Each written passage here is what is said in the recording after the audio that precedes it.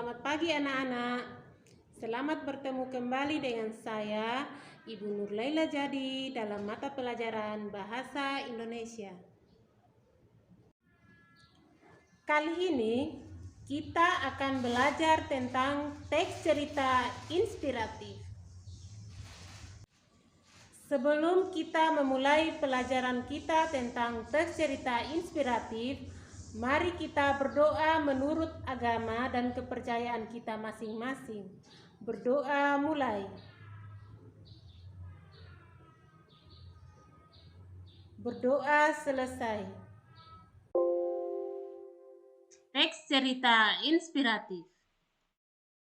Kompetensi dasar 3.11 mengidentifikasi isi ungkapan simpati, kepedulian, empati, atau perasaan pribadi dalam bentuk cerita inspiratif yang dibaca dan didengar. 4.11 menyimpulkan isi ungkapan simpati, kepedulian, empati, atau perasaan pribadi dalam bentuk cerita inspiratif yang dibaca dan didengar. Tujuan pembelajaran. Setelah mengikuti pembelajaran ini, peserta didik diharapkan dapat 1. Memahami pengertian, tujuan, dan ciri-ciri teks cerita inspirasi. 2. Mengidentifikasi jenis teks cerita inspirasi.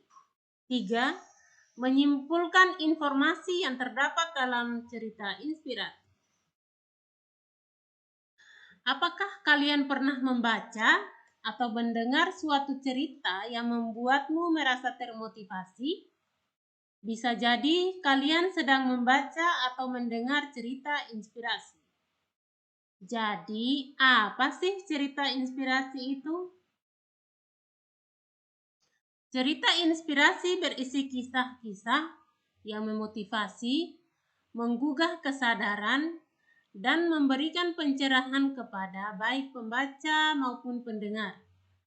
Teks cerita inspirasi berbentuk singkat, disajikan dalam bentuk narasi, dan menggugah pembaca untuk bersimpati, berempati, peduli sesama, dan merasakan perasaan pribadi orang lain. Ciri-ciri teks cerita inspirasi. 1. Strukturnya terdiri dari orientasi, rangkaian peristiwa, komplikasi, resolusi, dan koda. 2. Memiliki tema spesifik mengenai kehidupan seseorang atau perjuangan yang dikembangkan secara naratif. 3. Amanat atau pesan dalam cerita adalah sorotan utama. 4. Bersifat naratif. 5. Cerita mampu memotivasi pembaca untuk melakukan perubahan yang lebih baik. 6. Tokoh dalam cerita berasal dari kehidupan nyata atau fiksi. Tujuan teks cerita inspirasi. 1. Diciptakan untuk menggugah perasaan pembaca. 2. Memberi kesan yang mendalam. 3. Berisi motivasi. 4. Memiliki pesan moral yang jelas sehingga pembaca dapat belajar dari cerita inspirasi tersebut. Jenis-jenis teks cerita inspirasi.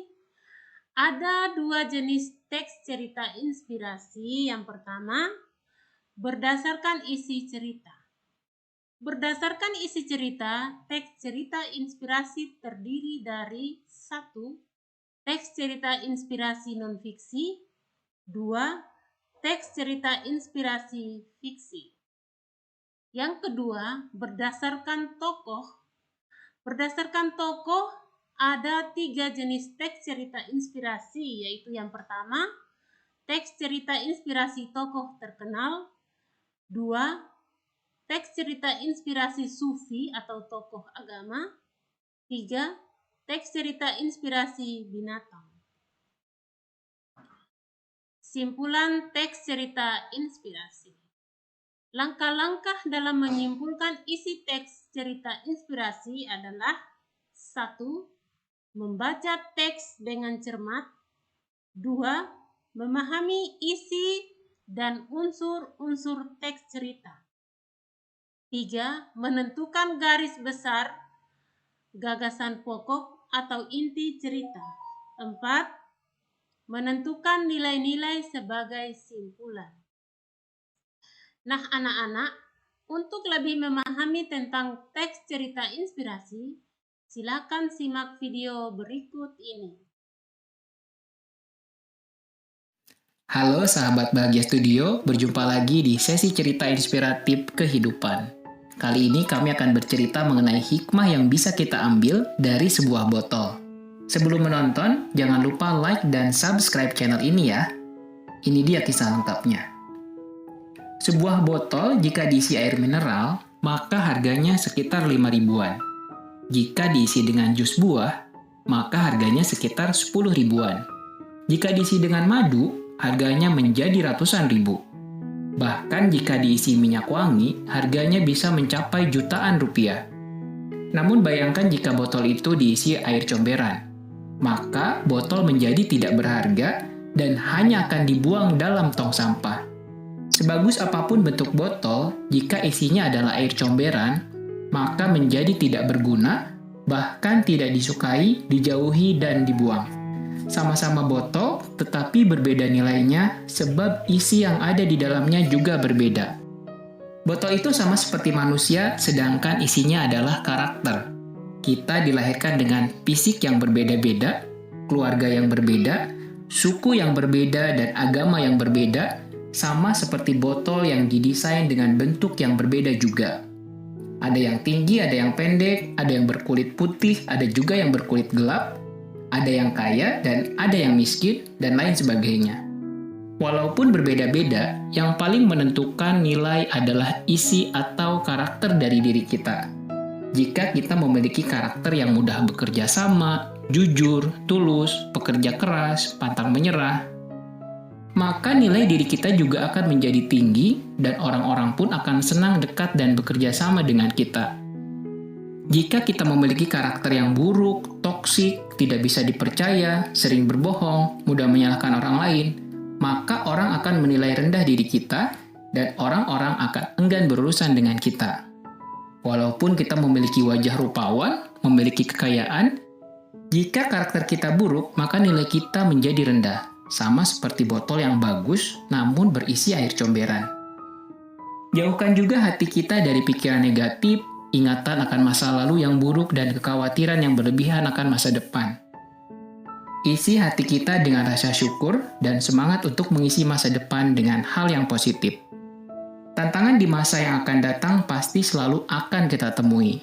Namun, jika kita selalu mengisi botol kita dengan hati dan perbuatan positif, maka kita akan menjalani masa depan dengan penuh kebahagiaan dan keberkahan. Selagi masih tersisa waktu kita di dunia, mari lakukan kebaikan sebanyak yang kita mampu lakukan. Sampai jumpa.